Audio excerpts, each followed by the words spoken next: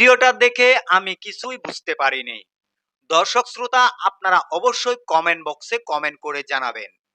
আন্দালিব রহমান প্রার্থনা সংসদে হাসনাত আব্দুল্লাহকে ডেকে নিয়ে কিসের ইঙ্গিত দিয়েছেন, সেটা যারা বুঝতে পারবেন অবশ্যই কমেন্ট বক্সে কমেন্ট করে জানাবেন। আর এই ভিডিওটা ঝড়ের গতিতে শেয়ার করে সবাইকে দেখার সুযোগ করে দিবেন।